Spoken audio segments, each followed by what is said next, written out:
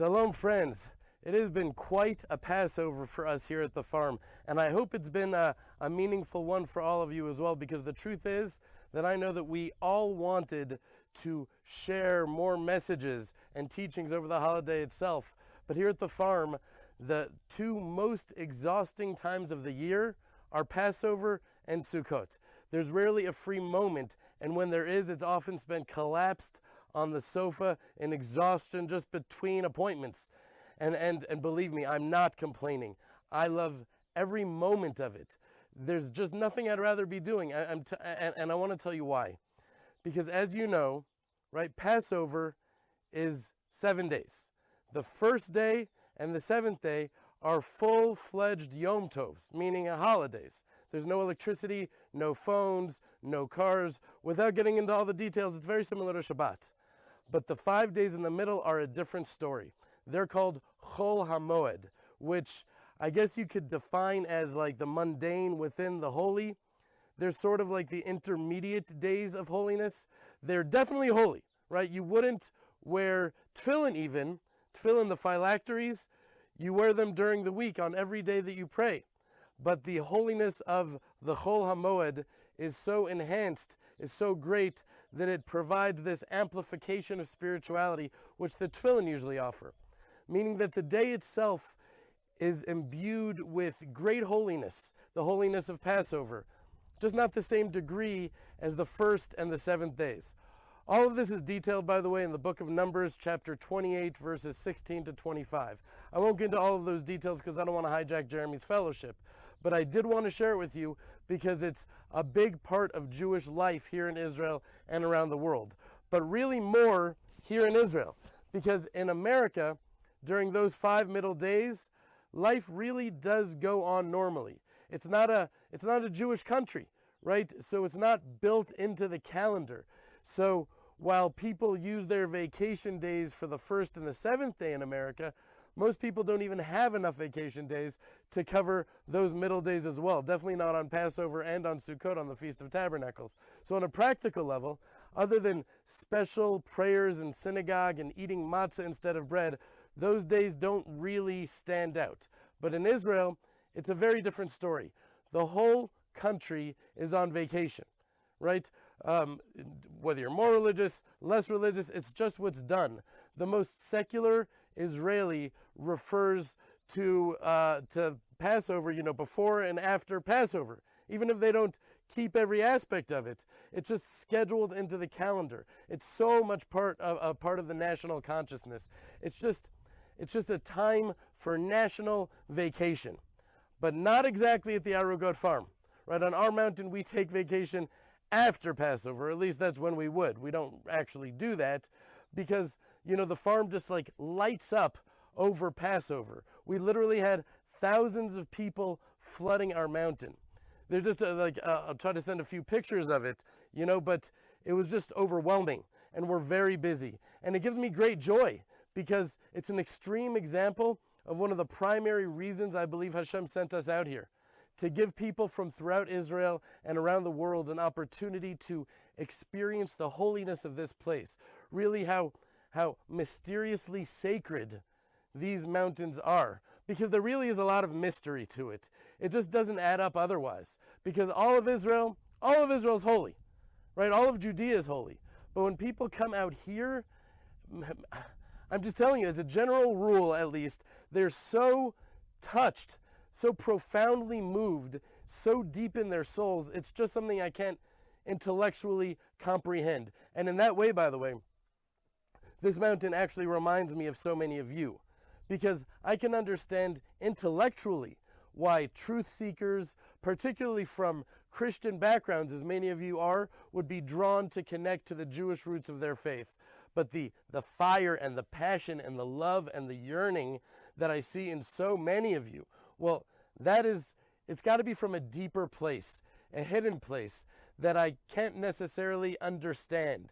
And from our conversations together, by the way, I've come to believe that many of you also don't fully understand what God is doing in your hearts either.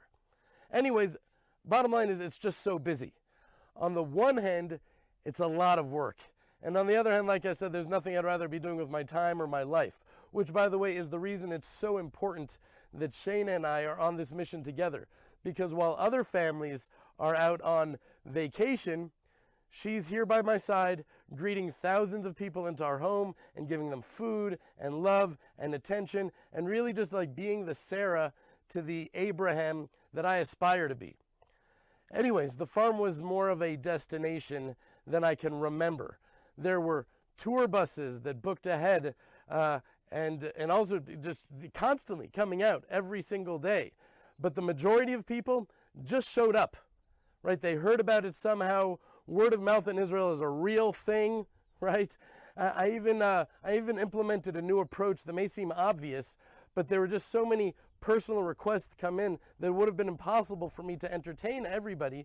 So so for the first time, I started booking everybody at once, saying, just come out. I would have just listened to my voice right now. This was since the first day I started losing my voice. So a couple of times over the holiday, I scheduled this, this open tour, and it was packed, and it was invigorating. And I actually really want to start scheduling a weekly tour, at least once a week, exactly like that. So yes, it was challenging, but it was also great. And then it ended with this 1-2 punch, right? The holy seventh day was followed immediately by Shabbat, which meant 49 hours of resting and praying and eating and just being. We actually had my parents come out, which was really important because my father isn't really doing very well at all. He's in a wheelchair now and he's on painkillers with this crippling sciatica. So for those that know what it is, it's terrible, it's very painful. So we'd be very grateful for your prayers. His name is Mordechai Herschel Ben Chaya. Anyways, thank you for that. But it was really good for us to be together in the mountains during such a difficult time. And at least that's what they said. That it was healing. It felt healing to them just to be out here. Anyway, so I hope all of you are able to experience the healingness of this place too. But anyways, Passover ended with that seventh day. And that seventh day is what I wanted to discuss with you during the rest of my message here right now, because many of people don't really know what that seventh day is really about or what makes it so special. But Rav Biederman explains that the seventh day is a day that's auspicious for full faith, a day in which our faith can be strengthened profoundly, and internalizing the power of that day can strengthen us even now if we really take it to heart, because on the seventh day, what happened? The sea parted and we walked through it, after which it returned to its natural state, wiping out the Egyptians altogether. Right? They say that a simple handmaiden saw the divine in a way that the prophets of Israel didn't. And it was on that day that the Torah tells us that the Israelites achieved full faith, as we see in chapter 14, verse 31. Right? We say it in our prayers all the time. V'yaminu b'Hashem. Israel saw the great hand that Hashem inflicted upon Egypt. And the people revered Hashem. And they had faith in Hashem and in Moses, his servant.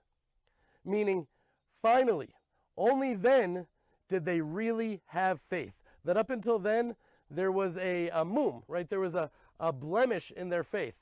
That up until then, I'm sure they believed, they had faith, but it wasn't complete faith. So Rav Biederman shares what the sages explain were their two questions, right? What was disturbing their emunah, disturbing their faith. So one question, many of you may have had it as well, why did they have to tell Pharaoh that when they were leaving Egypt that they only wanted to leave for 3 days? Right? They were like in this position of strength. Hashem brought Pharaoh and all of Egypt down to their knees.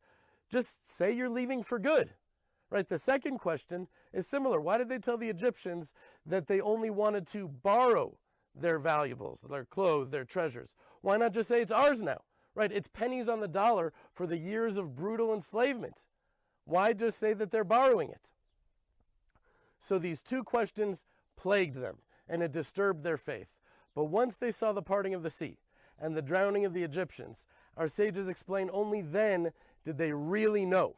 Only then did they realize that the anger and the betrayal that Pharaoh and the Egyptians felt, and what they perceived was this betrayal against them, that they had been lied to, well, that fury pushed them over the edge and caused them to chase after the Israelites, to kill them. right? And that actually resulted in the annihilation of the Egyptians in the sea and the historic sanctification of God's name that resulted from that, right? It was only then that it all made sense to them and their faith was complete.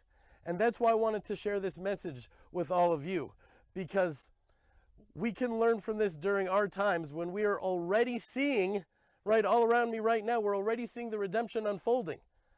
But there's still so many questions. So many of us are going through so much pain, and so many of you reach out to me, and I'm grateful for that. Not only on personal level, on a global level, and on a personal level, because as things happen in the world and in our lives, that we may not understand everything. You know, scratch that. We will not understand everything. We will not understand how everything, particularly the pain and the grief in our lives, is for the good. We will not understand how it's part of redemption. But it is in our hands to have complete faith anyways. I know it's hard. I know it is. Believe me, I know it is. But it's something that we need to pray for and aspire to.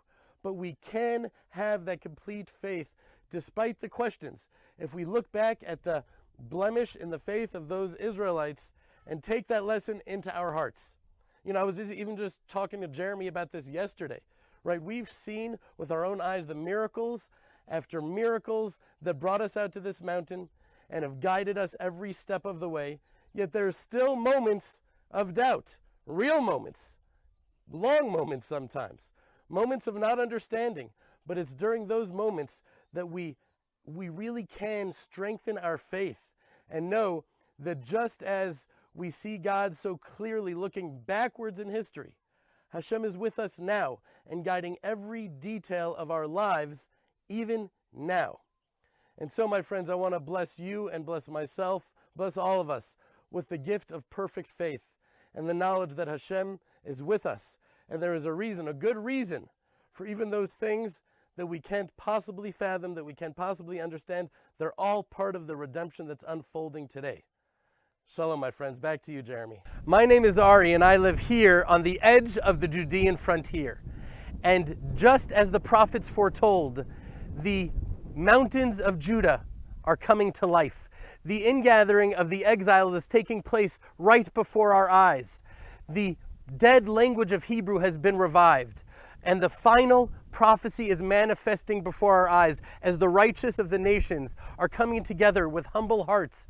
Here in the Land of Israel Fellowship, we come together every single Sunday, live, in person, over Zoom, to connect to the secrets of the Hebrew language, the secrets of the Torah of the Bible, and connect with each other. Because in the end of the day, it's the friendships and the relationships that are bringing us together, because we have one thing in common: our fear and our love for the God of Israel. And now I'm inviting you to join us, along with hundreds of Jewish and Christian families from all around the world, to experience the beauty and the holiness and the magnificence of our fellowship. So click below and get the first 5 sessions for free, as well as joining us on our next session so you can taste the beauty and the holiness that is happening on this mountain.